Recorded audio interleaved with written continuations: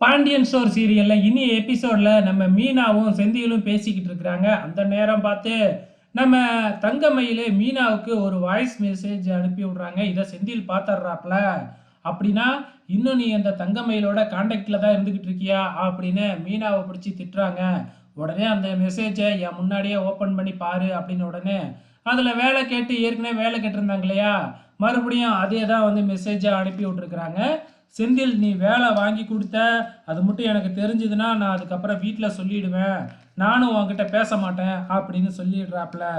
ஆனால் இந்த மீனா தான் தலையிலே தன் மண்ணை வாரி போட்டுக்கிற மாதிரி சில வேலையெல்லாம் பார்த்துக்கிட்டு இருக்கு. அது அப்புறம் என்ன அப்படிங்கிறத பார்க்கலாம்.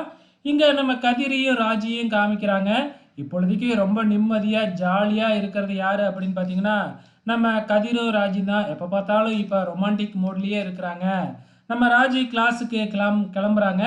அப்போ எப்பயும் போல் ஜடையை பின்னிக்கிட்டு போகலாம் அப்படின்னு பார்த்தா நம்ம கதிர் இருந்துக்கிட்டே இல்லை இல்லை நீ இப்படியே லூஸ் ஹேர் ஸ்டைல்லையே போ, அதான் உனக்கு நல்லா இருக்கு அப்படின்னு சொல்லி வலுக்கட்டாயமாக ராஜி அப்படி பப்ப வச்சு வெளியில் கொண்டு வந்தால் நம்ம கோமதி பிடிச்சி திட்டுன்னு திட்டி அதுக்கப்புறம் பேண்ட் எடுத்து போட்டுக்கிட்டு எப்பயும் போகிற மாதிரி கிளம்பிட்டாங்க.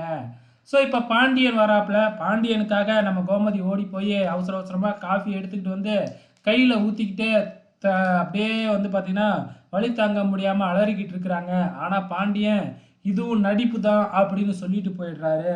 இதனால கோமதி ரொம்பவுமே ஃபீல் ஆகிடுறாங்க. இந்த பக்கம் நம்ம மீனா கோயிலுக்கு போகிறாங்க.